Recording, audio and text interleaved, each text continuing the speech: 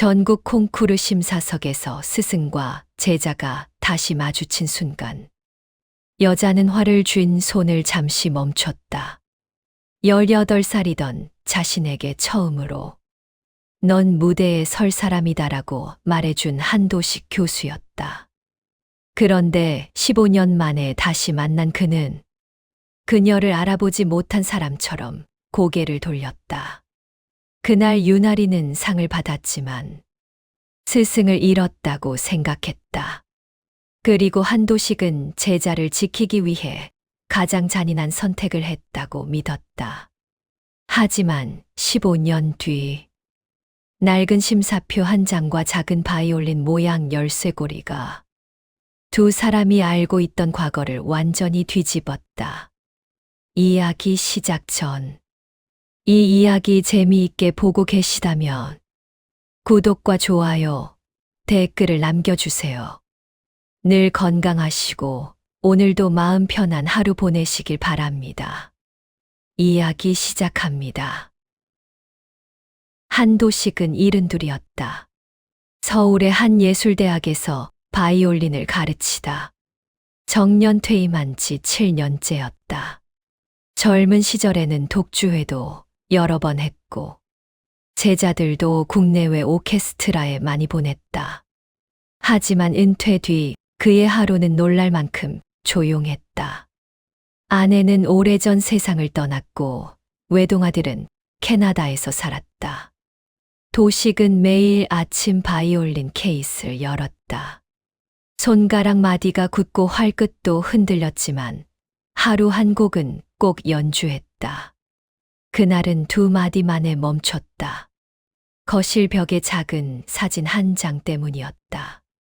사진 속에는 교복을 입은 18살 소녀가 바이올린을 들고 웃고 있었다.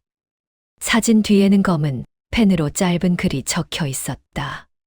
선생님, 언젠가 큰 무대 첫 줄에 꼭 앉아주세요. 제가 제일 먼저 찾을게요. 윤하린. 그 이름을 입 밖으로 내지 않은 지도 15년이 넘었다. 도식이 하린을 처음 만난 건 그녀가 17살이던 가을이었다. 대학 근처 공원 벤치에서였다. 도식은 강의를 마치고 집으로 돌아가던 길이었다. 멀리서 이상하게 거친 바이올린 소리가 들렸다. 음정은 자주 흔들렸지만 이상할 정도로 사람을 붙잡는 소리였다. 은행나무 아래 한 소녀가 서 있었다. 교복 치마 아래 흰 운동화를 신고 오래된 바이올린을 턱에 괴고 있었다. 도식은 한참 듣다가 말했다. 학생. 소녀가 놀라 화를 내렸다. 네. 그 악기 어디서 배웠나? 혼자요. 도식은 미간을 찌푸렸다. 혼자. 중학교 때 학교 방과 후 수업 조금 했고요. 그 뒤로는 인터넷 보고 했어요. 도식은 오래된 악기보다 소녀의 왼손을 봤다. 손은 본능적으로 좋은 위치를 찾고 있었다. 이름이 뭐지? 윤하린이요. 음대 갈 생각 있나? 하린은 잠시 웃었다가 고개를 저었다. 저희 집은 그런데 못 가요. 도식은 그 대답이 마음에 걸렸다. 며칠 뒤 그는 같은 시간에 일부러 공원을 다시 지나갔다. 하린은 또 그 자리에 있었다. 그날부터 도식은 일주일에 2번 그녀를 가르쳤다. 학교 수업이 끝난 뒤 빈 대학 연습실에서 기본기부터 다시 잡았다. 하린은 빠르게 늘었다. 한 번 알려준 운지는 거의 틀리지 않았다. 도식은 어느 날 말했다.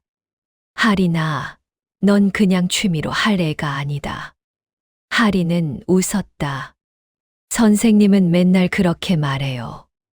내가 빈말하는 사람처럼 보이냐? 조금요. 도식은 처음으로 크게 웃었다. 하지만 하린의 형편은 쉽지 않았다. 어머니는 예술회관 청소 일을 했고 아버지는 하린이 어릴 때 집을 떠났다. 레슨비는커녕 새 악기를 살 돈도 없었다. 도식은 자신의 오래된 연습용 바이올린을 내주었다. 빌려주는 거다. 할인이 두 손을 저었다. 이거 너무 좋은 거 아니에요. 좋은 악기가 좋은 사람 손에 가야지. 저 못 돌려드리면요? 그럼 내 제자한테 넘겨. 그 말에 할인은 한참 바이올린을 바라보다가 울었다. 도식은 모른 척 창밖을 봤다. 두 사람 사이에는 작은 약속도 생겼다. 할인이 전국 규모 콩쿠르 본선에 올라가면 도식이 객석 첫 줄에 앉아 가장 먼저 박수를 쳐 주기로 했다. 선생님, 진짜예요? 본선부터 가고 말해. 가면요? 간다. 첫 줄이요. 그래. 첫 줄. 하리는 그 약속을 어린아이처럼 좋아했다. 그로부터 1년 뒤, 하리는 실제로 국내에서 손꼽히는 청소년 바이올린 콩쿠르 본선에 올랐다. 문제는 본선 심사위원 명단에 한도식의 이름이 있었다는 것이었다. 도식은 명단을 확인하자마자 운영위원회에 연락했다. 윤아린 학생과 사제 관계가 있습니다. 해당 참가자의 심사에서는 빠지겠습니다. 운영위원장은 난감해했다. 정식 제자입니까? 개인적으로 지도했습니다. 등록된 레슨 기록이 없는데요.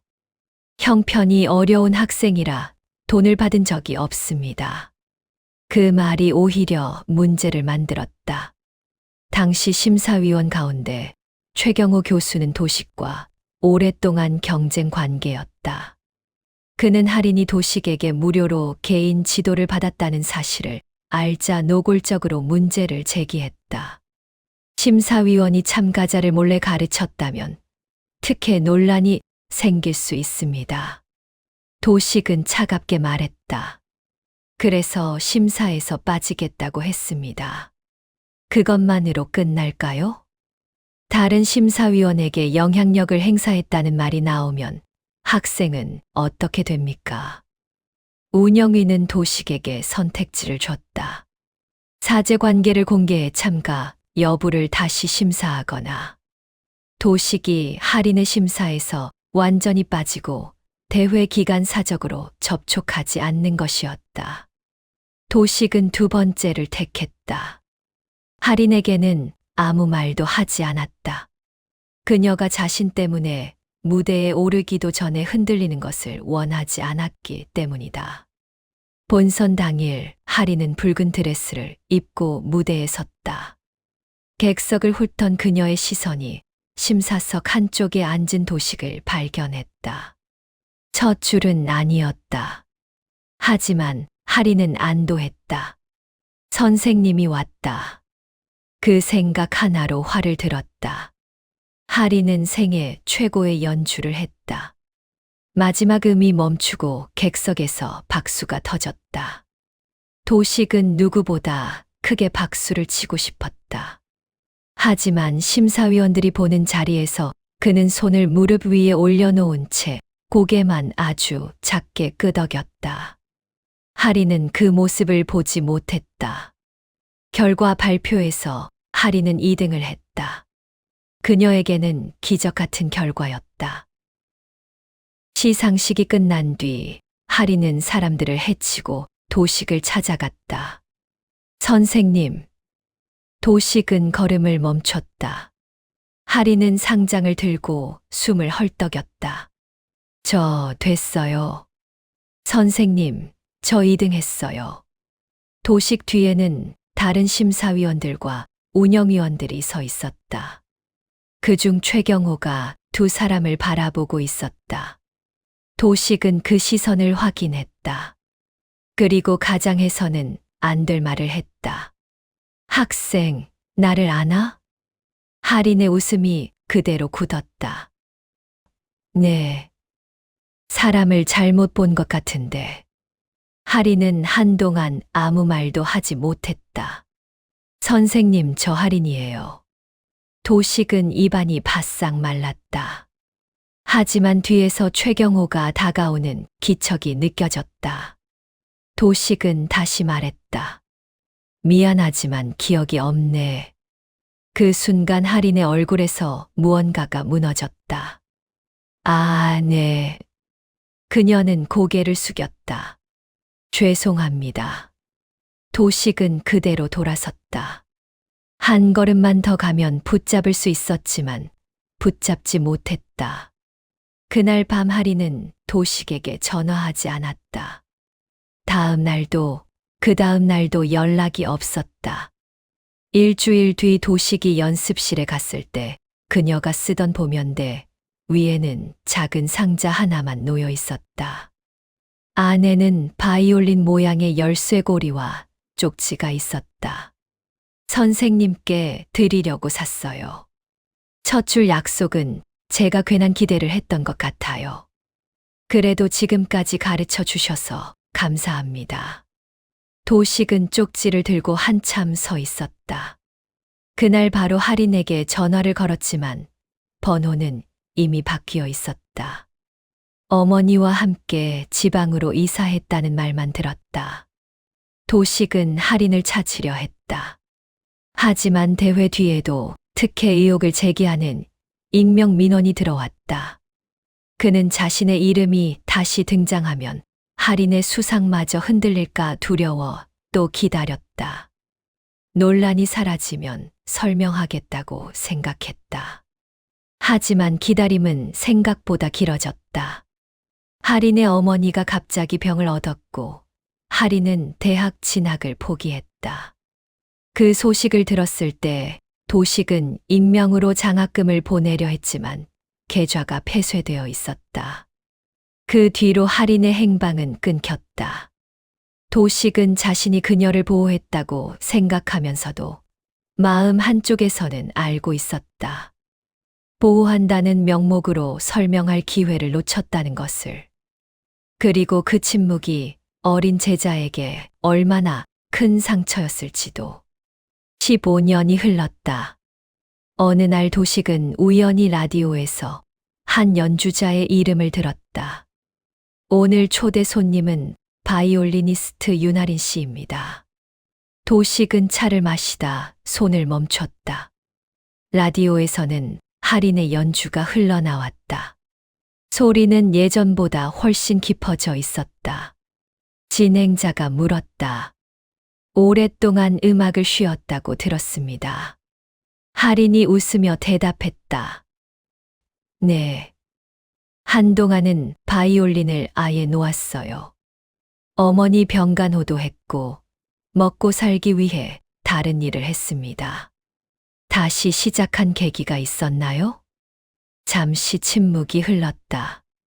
예전에 저를 가르쳐 주신 분이 한 분 계셨어요. 마지막은 좋지 않았지만 그분이 처음으로 제게 무대에 설 사람이라고 말해 주셨습니다. 이상하게도 아무리 원망해도 그 말만은 잊히지 않았어요. 도식은 라디오 앞에서 고개를 숙였다. 할인은 결국 음악으로 돌아왔다.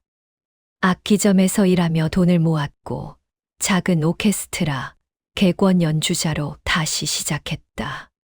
33이 된 지금은 연주자로 자신의 이름을 만들어 가고 있었다. 며칠 뒤 도식에게 한 통의 초대장이 도착했다. 윤할인 귀국 독주회. 도식은 초대장을 누가 보냈는지 알 수 없었다. 좌석은 맨 뒷줄이었다. 공연 당일 그는 한참 망설이다 공연장으로 갔다. 객석 불이 꺼지고 할인이 무대에 등장했다. 붉은 드레스였다. 15년 전과 같은 색이었다. 도식은 숨을 삼켰다. 할인은 첫 곡을 시작하기 전 객석을 한 번 바라봤다. 그 시선이 맨 뒤에 앉은 도식에게 닿았는지는 알 수 없었다. 연주는 아름다웠다. 마지막 곡이 끝났을 때 도식은 자리에서 일어나 가장 오래 박수를 쳤다. 이번에는 누구의 눈치도 보지 않았다. 공연이 끝난 뒤 그는 사람들을 피해 조용히 돌아가려 했다. 그때 뒤에서 목소리가 들렸다. 선생님. 도식은 멈췄다. 할인이 서 있었다. 도식은 입술을 떼지 못했다. 15년 전 자신이 했던 말이 머릿속에서 되살아났다. 학생, 나를 아나? 할인이 먼저 말했다. 이번에는 저 기억하세요? 도식의 얼굴이 무너졌다. 할인아. 그 한마디에 할인의 눈이 붉어졌다. 기억하시네요. 도식은 고개를 숙였다. 미안하다. 할인은 오래 기다렸다는 듯 물었다. 왜 그때 그러셨어요? 도식은 심사에서 빠졌던 일, 특혜 문제를 제기한 사람이 있었던 일, 자신이 멀어져야 할인의 상을 지킬 수 있다고 생각했던 일을 모두 말했다. 할인은 믿기 어려운 얼굴로 그를 바라봤다. 그러면 선생님은 제 심사를 안 하셨어요? 한 점도 주지 않았다. 그런데 왜 나중에도 설명 안 하셨어요? 도식은 그 질문 앞에서는 변명할 수 없었다. 겁이 났다. 뭐가요? 너한테 내가 옳았다고 설명하는 사람이 될까봐. 시간이 지나면 내가 덜 상처받을 줄 알았다. 그게 내 가장 큰 착각이었다. 할인의 눈에서 눈물이 떨어졌다. 저는 제가 창피한 제자인 줄 알았어요. 도식은 고개를 들지 못했다. 미안하다. 할인은 한참 말이 없었다. 그리고 가방에서 무언가를 꺼냈다. 작은 바이올린 모양 열쇠고리였다. 15년 전 연습실에 놓고 갔던 것과 똑같았다. 도식이 놀라 바라보자 할인이 말했다. 그때 하나는 선생님 드리고 하나는 제가 가지고 있었어요. 도식의 손이 떨렸다. 할인은 열쇠고리를 그의 손바닥에 올려놓았다. 저도 사실 오늘 공연 초대장 보냈어요. 내가 맨 뒤에 앉아 계실 줄은 몰랐지만요. 도식은 처음으로 웃다가 울었다. 하지만 이야기는 거기서 끝나지 않았다. 며칠 뒤 할인은 오래된 콩쿠르 운영위원을 찾아갔다. 그는 보관 중이던 심사 기록을 보여줬다. 윤할인 이름 옆 한도식의 점수 칸은 비어 있었다. 그 옆에는 붉은 도장이 찍혀 있었다. 사제관계 잦은 신고, 해당 참가자 심사 회피. 첨부 문서에는 다른 심사위원에게 어떤 의견도 전달하지 않겠다는 확인서도 있었다. 할인은 자신이 평생 믿었던 기억과 전혀 다른 기록을 오래 바라봤다. 운영위원은 말했다. 한 교수님은 그때 본인 이름이 논란에 오르면 학생상을 취소하라고 요구하는 사람들이 생길까봐 몹시 걱정했습니다. 그럼 정말 저 때문에 그분 방식이 옳았는지는 모르죠. 설명하지 않은 건 잘못이었을 겁니다. 하지만 학생을 버리려고 그런 건 아니었습니다. 할인은 대답하지 못했다. 그날 저녁 그녀는 도식의 집을 찾아갔다. 도식은 혼자 바이올린을 켜고 있었다. 할인이 들어오자 그는 연주를 멈췄다. 무슨 일이냐? 할인은 심사 기록 사본을 탁자 위에 올려놓았다. 이제 다 봤어요. 도식은 아무 말이 없었다. 선생님. 응. 저 아직 화 안 풀렸어요. 도식은 고개를 끄덕였다. 그래야지. 15년이나 걸렸잖아요. 알고 있다. 할인은 울면서도 웃었다. 근데 저도 고백할 게 있어요. 도식이 바라봤다. 음악 다시 시작한 이유 선생님 때문이었어요. 도식의 눈이 흔들렸다. 하리는 말했다. 선생님이 저를 모른다고 했던 날, 바이올린을 버리려고 했어요. 그런데 마지막으로 케이스를 열었는데, 선생님이 빌려주신 악기 안쪽에 작은 글씨가 있었어요. 글씨. 네. 좋은 악기는 좋은 사람 손에 가야 한다. 도식은 오래전 자신이 적었던 문장을 떠올렸다. 그걸 보고 못 버렸어요. 너무 미워도. 선생님이 처음 저한테 해준 말까지 거짓말이라고 생각하고 싶지는 않았어요. 도식은 결국 얼굴을 돌렸다. 할인이 말했다. 그래서 다시 시작했어요. 아주 늦게. 도식은 손등으로 눈을 훔쳤다. 늦지 않았다. 선생님도요. 뭐가? 저한테 사과하는 거요. 늦었지만 아직 안 끝났어요. 그 뒤 하리는 도식에게 한 가지 부탁을 했다. 다음 달 열리는 자신의 협연 무대에서 리허설을 봐달라는 것이었다. 도식은 처음에는 거절했다. 내 귀도 예전 같지 않아. 그래도 제일 무서운 귀는 아직 선생님 귀예요. 내가 또 잔소리하면? 이번에는 도망 안 갈게요. 도식은 웃었다. 두 사람은 다시 연습실에 섰다.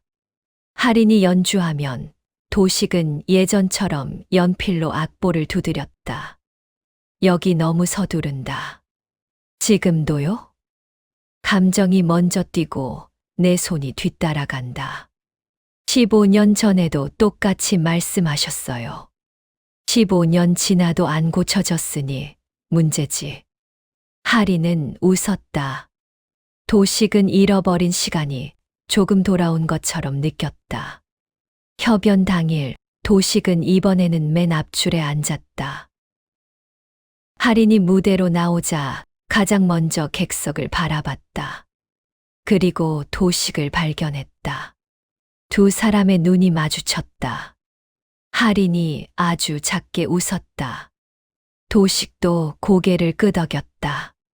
15년 전 지키지 못한 약속이 드디어 제자리로 돌아왔다.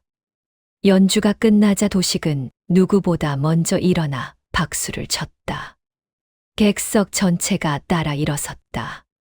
하리는 몇 번이나 인사한 뒤 무대 뒤로 사라졌다가 다시 나왔다. 손에는 꽃다발 하나가 들려 있었다. 그녀는 객석으로 내려와 도식 앞에 섰다. 선생님. 도식이 당황했다. 왜 내려왔어? 하리는 꽃다발을 내밀었다. 첫 줄에 앉아 주셔서요. 사람들이 박수를 쳤다. 도식은 꽃을 받으며 말했다. 다음 공연 때는 내가 주마. 할인이 웃었다. 도식은 고개를 끄덕였다. 그래. 약속이에요? 이번에는 꼭 지킨다. 사람 사이의 가장 깊은 상처는 때로 미움보다 설명되지 않은 침묵에서 생깁니다. 상대를 지키기 위해 한 선택이라 해도 마음을 말하지 않으면 상대에게는 버림받은 기억으로 남을 수 있습니다. 도식은 제자를 보호하려 했지만 설명하지 않았고, 하리는 그 침묵 속에서 자신이 부끄러운 존재라고 믿으며 오랜 시간을 보냈습니다. 하지만 늦게라도 두 사람은 서로의 기억을 다시 확인했습니다. 과거를 없던 일로 만들지는 못했지만 남은 시간에 새로운 기억을 덧붙일 수는 있었습니다. 우리는 모두 누군가에게 너무 늦게 해야 할 말을 떠올릴 때가 있습니다. 고맙다는 말, 미안하다는 말, 사실은 당신을 믿었다는 말일 수도 있습니다. 늦었다고 생각해 마음을 접기보다 아직 들을 사람이 곁에 있다면 오늘 건네보시길 바랍니다. 어쩌면 인생의 가장 따뜻한 무대는 완벽했던 첫 만남이 아니라 오랜 오해 끝에 다시 마주 선 순간부터 시작될지도 모릅니다. 오늘 이야기가 마음에 남으셨다면 구독과 좋아요 부탁드립니다. 여러분에게도 너무 늦게 다시 이어진 인연이 있었는지 댓글로 들려주세요. 늘 건강하시고 오늘도 마음 편한 하루 보내시길 바랍니다.